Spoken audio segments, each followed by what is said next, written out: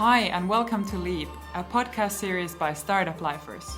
The goal here is to have a warm and cozy conversation together with our wonderful alumni who share their life-changing experiences from working at some of the most exciting startups. In the coming episodes, you'll hear real-life stories from those who've made it, how the experience changed their lives, and where they are today. Startuplifers is a non-profit organization connecting emerging Nordic talent with the most exciting startup jobs.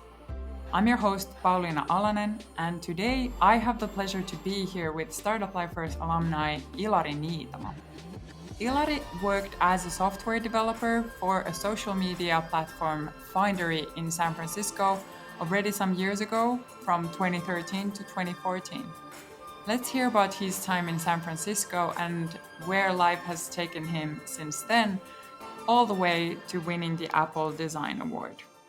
So, welcome to the show, Ilari. Thanks for having me. It's a pleasure to be here. All right, so let's get into it then. Tell us a little bit about yourself. Just introduce yourself and tell us what you currently do.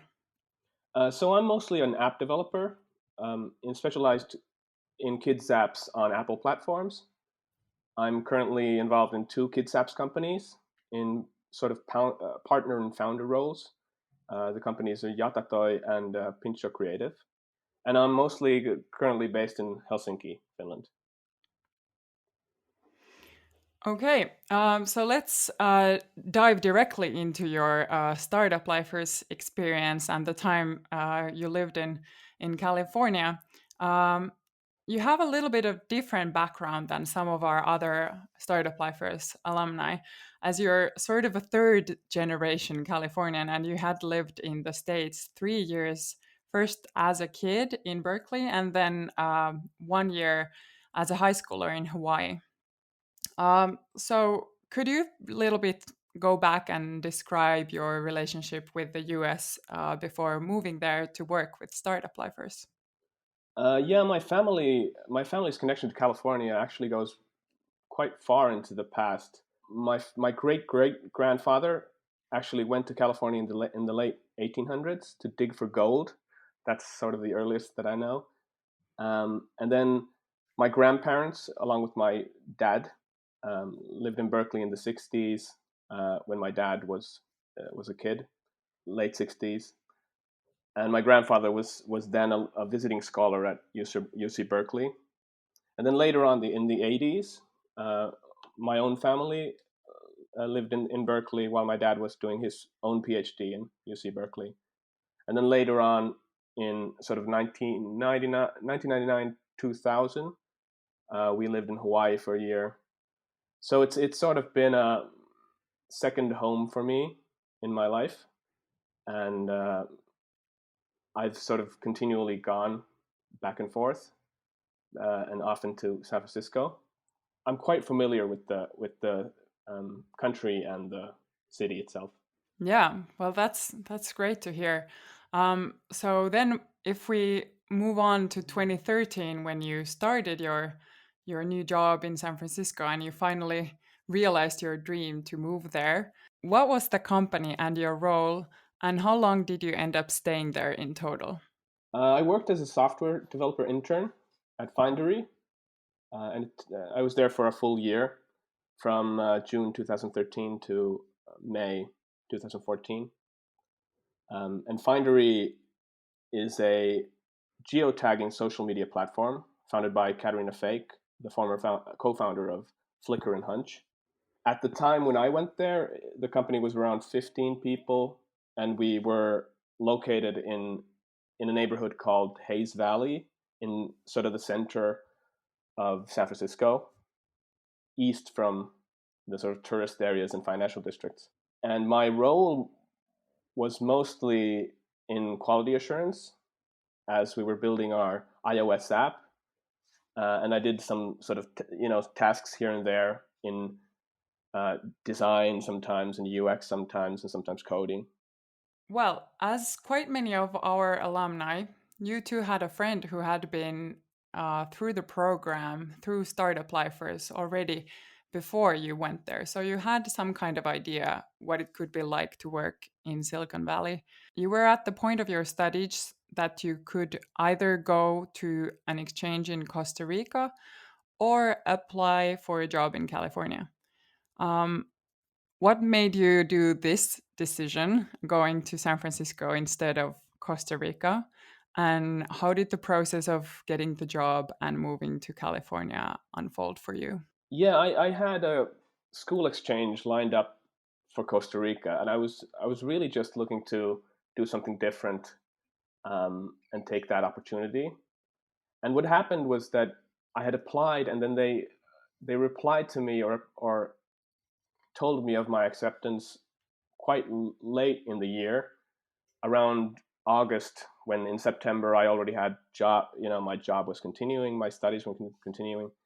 So I had to kind of let them know that I I can't make it, and they offered me to postpone it for 6 months, so I would just leave in the winter. And during that 6 months, I heard about sort of startup life, from a friend, Vuokko, who actually went to New York a year earlier. And so after some thinking and some consideration, I ended up applying. I think I applied to 4 or 5 companies, and I ended up with interviews with 3 companies, and I ended up getting my first pick, which was Findery. Pretty much 15 minutes after the interview, they announced that, or they told me that I'd be welcomed. Really, that quickly? Yeah, I actually only did one interview with them, because I did 2 interviews with one company, one interview with another. So I was in the process of actually doing an example task for my second pick, and then I had the interview with Findery, my first pick, and then within 15 minutes after that interview, they asked me if I'd want to join. Huh, that's pretty amazing. Yeah, it really wasn't, and what I didn't go through a technical interview either, so that's interesting. Uh, but then, so then we started negotiating, sort of, okay, uh, what are the particulars of going there? How am I gonna fly? What's the visa process and everything? And they asked me if I'd want to go sort of immediately, but I had all sorts of responsibilities still in Finland. I had a job. I was still in school. I had my own company. So I wasn't really so comfortable leaving immediately. And I was able to negotiate, a postponement of 6 months into the future, which I also figured like it would be better to leave in the beginning of summer rather than winter. Yeah, that's a smart move. Yeah, and it ended up being much better, because I was able to then prep much much easier. I was able to sort of conclude my rent in Finland pretty comfortably. Yeah, well, that's great that you managed to negotiate that and sort of get your life in Finland set up for the move to California. So, if we think about the actual moving to California and living there, did you already know where you would like to live, and how did you find your first apartment? Yeah, so I was pretty familiar with the city, having quite a lot of connections to the place. Uh, it was pretty clear to me that I wanted to live in the Mission District. As anyone who's lived there or knows San Francisco will know the Mission as this kind of calm, family-oriented place, as well as the warmest one, because it's in a valley, and it's a really sort of cultural place with really the best food in the city. When I was searching, so this must have been like somewhere in spring 2013, I was searching for housing, and really the sort of Startuplifers channels were the best way of dealing with this stuff, because it is really difficult to go go there without a credit record and just rent a place. So it's really likely that you'll definitely have to live with roommates, and then some person who's more established is the sort of main tenant. And it just happened that I had an acquaintance who was living in the Mission, in this Victorian house, and he was actually from Aalto, from sort of my adjacent program, and he posted maybe a month before I moved of a free room in in their house. So I immediately just replied and sort of talked my way into it, uh, and it was really great. It sort of served me for my whole time because and I got really lucky. First of all, that the apartment was and my room was waiting for me when I entered San Francisco. So I directly went from the airport to the house, and I was kind of easily um, sort of made a home out of it. I ended up staying there for the whole year, and really, I I feel I got super lucky getting that place, and I my rent, it was really amazingly low. Uh, I'd hear from other people what their rents were, and some were even double of what I was paying. Housing is a real sort of issue in San Francisco. So even if you have the money, it's still difficult to get places, and it really is difficult to get like a nice place that you're comfortable or fits you. So I had a few friends who came in the same batch, and they were living in hostels for up to a month, sort of while they're searching for housing. So how many roommates did you have, and where they were from? Um, we had I had sort of this main tenant roommate, and then another one, which was my friend who had sort of opened the place up.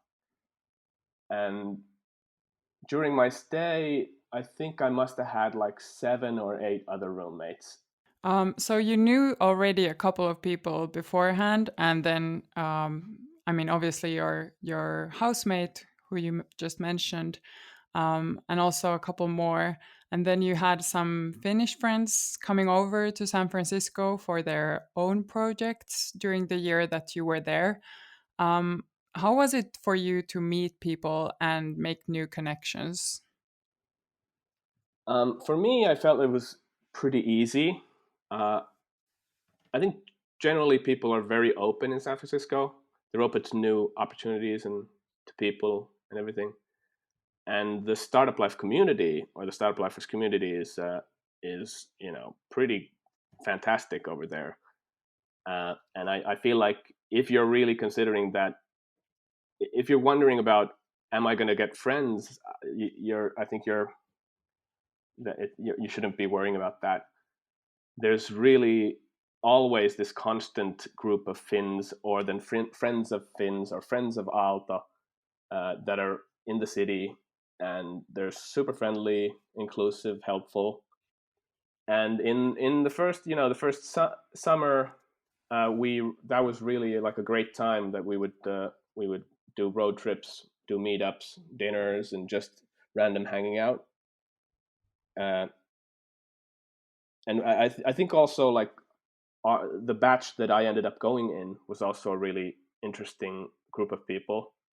I actually was known as this sort of road trip person, and I would do road trips every weekend. So we'd rent a car and just go somewhere to Santa Cruz or Big Basin or Berkeley or whatever. Yeah, road trips from San Francisco are pretty amazing because there's just so much to see nearby. Like you mentioned, the Redwoods and Yosemite and Tahoe and all these nice destinations.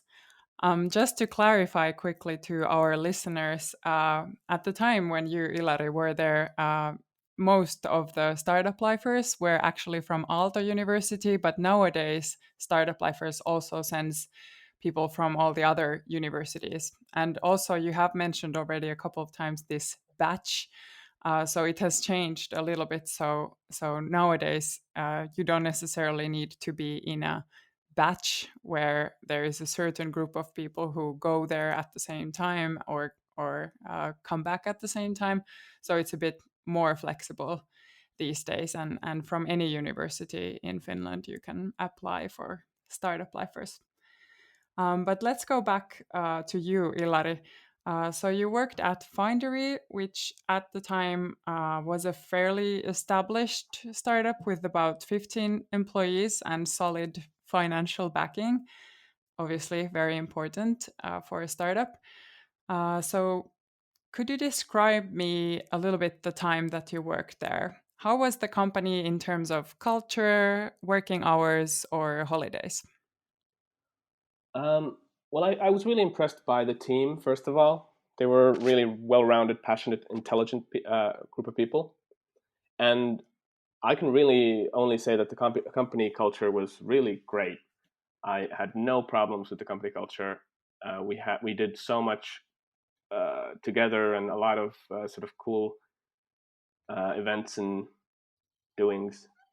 Um, in terms of the hours, this might be a little bit different than a lot of places in SF and the Valley, but our time we sort of had these free hours, so you could really come in whenever you want and leave whenever you want. Although it was sort of expected that we'd be there between 10 a.m. and 6 p.m. So that's around, that's 8 hours. That's quite European hours, which I feel is a little bit um, it can be a little rare there because Silicon Valley has a reputation for having people work longer hours, sometimes even a weekend day. So we really had a very nice work-life balance. And in fact, uh, if you stayed past 6 in the office, it was really rare to have anyone in the office past maybe 6 or 6:30. So people really sort of um, took to heart this sort of work life thing.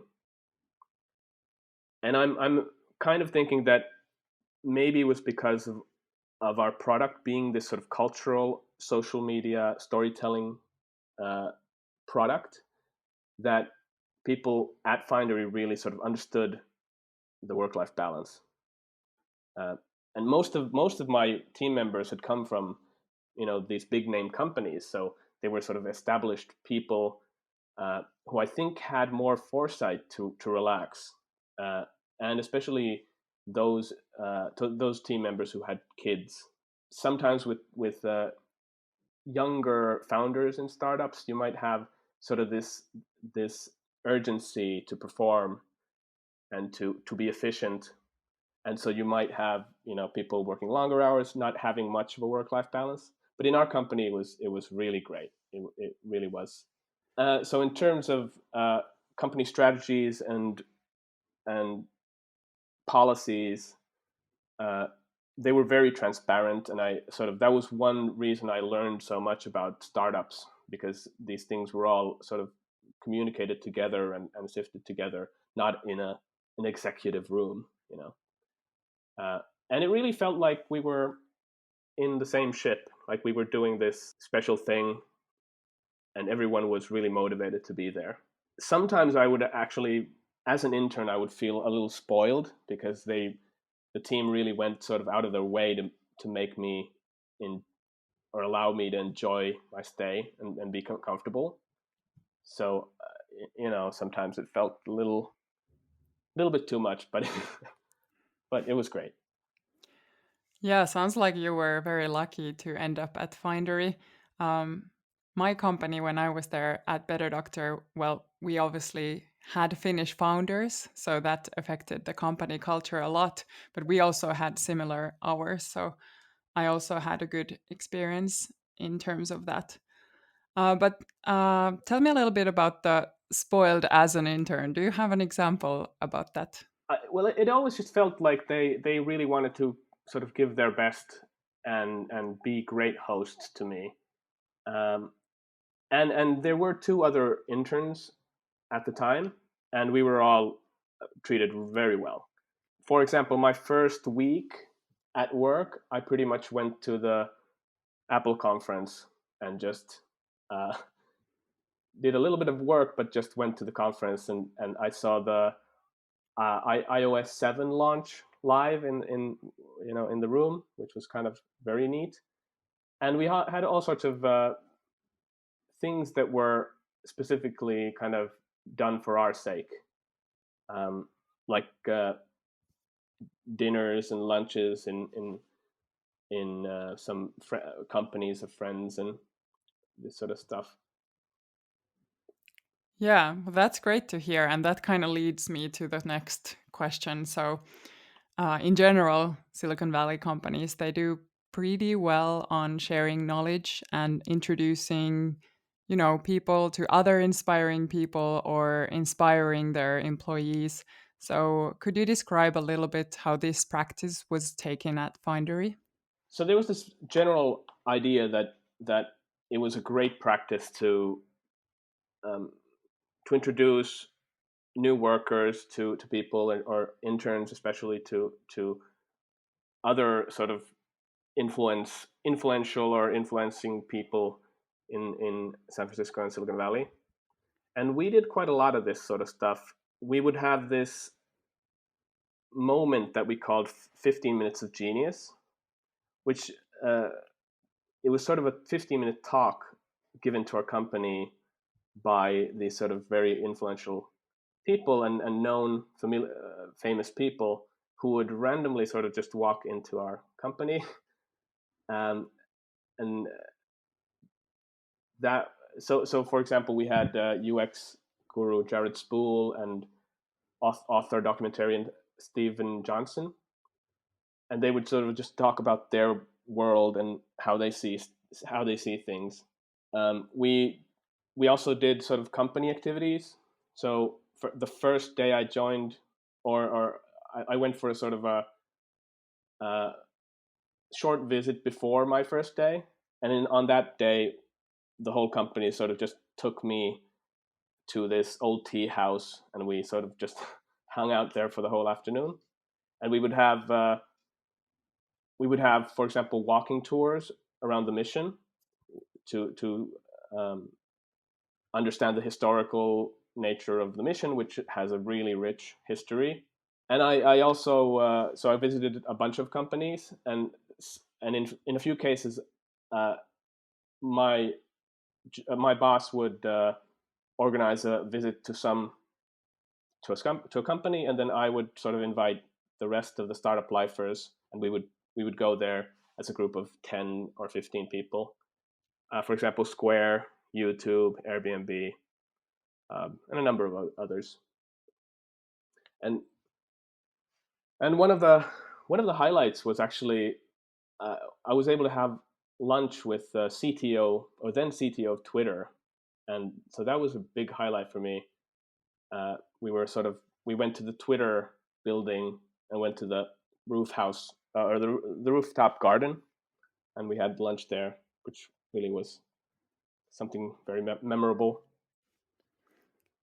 And this sort of culture of sharing and culture of including people is really it's open and available in SF and Silicon Valley, and it's sort of customary to exchange information freely and openly, and usually that would be in a very um, informal situation. You're not making an information request. You're going out to lunch with somebody. So we had a few cases in our company where we had some issues with third party components that we were using, and sort of it would happen almost that the next day we'd be having lunch with a CEO of that company or a technologist from that company, and they would help us uh, sort of rationalize what that problem was and how to fix these things. So that was a big difference from working in Finland, where I feel like we don't really communicate with other companies. Yeah, I agree. And really good description of what the exchange of information and this sharing culture where people are like constantly thinking of where could I introduce Ilari next, or like helping with interesting information or meetups or events. And there's like so much to learn from other people and by visiting other companies or other interesting cases there. Yeah, there's one interesting thing for me was that when I was sort of so my visa was ending in a couple of months, and I was pretty determined to go back to Finland to work on my company and finish my studies. And I was sort of given three options, three very flattering options. Which so the first one was basically, please just stay here. We'll handle the visa for you. The second option was go back to Helsinki, but still work long distance for me, for the company. And the third one was actually the most surprising, which was whatever your company you want to go to next, we'll do our best to get you to that company. And Whoa. and so I ultimately ended up taking number two, because I came back to Finland, and for a year I actually worked remotely back to Findery. But that was really surprising, and something that you definitely wouldn't see in Finland ever. That when a employee is leaving, that you really encourage them to find an opportunity that's best for them. And if you really think about it, it's a positive thing for everybody, because you end up getting this really thankful contact in a place that might be really an influential position later on, that you can sort of resource later. Not that it's thought so mechanically, but it's sort of just part of the politeness and sort of forward-moving communal thinking of startups in San Francisco. Yeah, exactly. Okay, so enough about work now. How about other parts in your life in California? You already mentioned that you got to be known as sort of this road trip guy amongst other startup lifers and other people. So tell me about one memorable trip you did with your friends. One specific trip to LA was something that was really crazy. So my friend's friend is a film director who had a film premiere in Long Beach. So we drove to LA, and we sort of, in that, after the premiere and after sort of these festival events, we ended up at this Hollywood cocktail party in the evening, and there were sort of Hollywood actors walking about. And I remember having conversation with one of the doctors on the show ER, which really struck me. That's amazing. Yeah, it was sort of interesting to see that, since North California and San Francisco and the Bay Area is so focused on tech, and you see the difference when going down south to LA, that it's all about entertainment.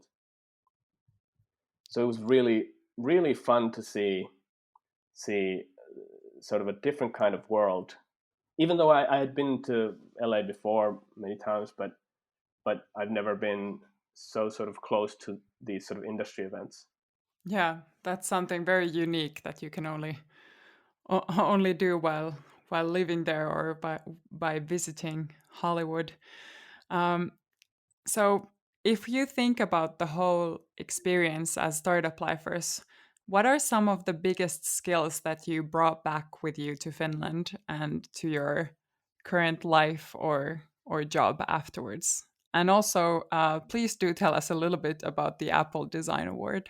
I think a lot of startup lifers who end up going to San Francisco, or are about to go, or are applying, I think the expectation is kind of like, I'm going to learn from this exact role that I go to. And that's true, I would say. But I think you learn so much more on top of that. So I don't know, you go in as a data scientist, you might think, oh, I'm going to learn this and this particular thing. But I feel, for me, the best learnings were more about startup skills in general. So resourcing, making connections, raising money, and in a way, it was good for me, and I was interested in that stuff anyway, because I already had a company before going to SF. But I feel like most of the learnings that I got were more in the culture of startups in the Bay Area, rather than, I don't know, some specific technical things or specific academic things. And in terms of the industry that I'm in right now, which is kids apps, I was already doing that on some level before leaving to San Francisco. So when I came back, in addition to still working remotely for Findery, I just sort of continued that route. So around a year after I'd come back, uh, I actually worked with Linda Liukas and Hello Ruby on an app for kids that we were making. And then I got involved with Yatatoy, a kids app company, a very small one, that where I handle sort of all the tech. Yatatoy is really only 3 to 4 people at any time, so we're a very small group. Where are the other people based at? So we're a very international team.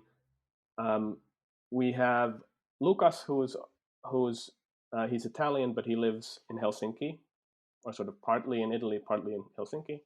Then we have Ulrich, who lives in Vienna, and then Niels, who lives in, I think, Berlin. So I've never actually even physically met Ulrich or Niels. Uh, so that's Really? an interesting thing. That's funny. So with Yatatoy, actually, my complete career highlight was in June 2018 when we won the Apple Design Award for our app Bandimal. And I was in San Jose at the Apple WWDC conference accepting the award. And during that week, I got to, give loads of interviews and meet a lot of really great other developers. And I met many of the Apple executives as well. And it really was sort of one of the craziest weeks of my life. Yeah, I bet. And Sounds amazing. Congratulations once more. yeah, thanks. It's sort of led to really great opportunities, and I'm very happy that we were able to do it. Yeah. So, just one final question. It's been a pleasure to discuss and very interesting to hear your story, Ilari. But if you now imagine somebody who is listening and thinking about applying for Startuplifers, what would you say to this person?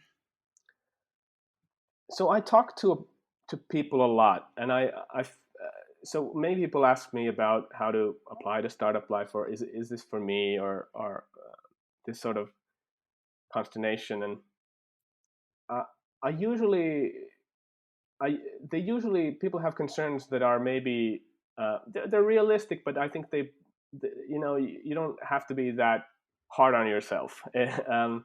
So I think I would emphasize sort of 3 points. One is community, one is flexibility, and one is expectation. And I think expectation, that's probably the most important one. So with community, I would say if you're thinking of moving to SF and you're worried about not finding community or contacts or friends, that is totally unfounded. The community is so great and they're very welcoming. The moment that you move is when you're going to be totally welcomed into this community that we have there. And really, if you're wondering, is this experience worth it?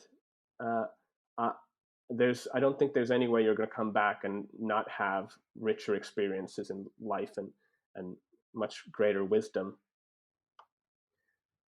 And in terms of flexibility, I would say that things are really fast paced in SF, and circumstances can change really rapidly. So you might have companies, let's say early startups, who get their seed funding, and then during your time there, they might start going until reaching sort of the end of that funding, and then things might change, companies might pivot, your role may change. So I would encourage people to be open to flexibility. Maybe don't go there thinking it's just another stable job where I do the same thing every day. And often when you're recruited into a company, don't think it's in sort of good or bad ways, don't think that it's exactly what it's been advertised, because often things will change, your role might change, changed, which happened to me as well. Like my role changed after a month of being there. And you should be sort of able to roll with the punches. And I would recommend to make the most of any sort of changes that are being made. And then the third one, expectation.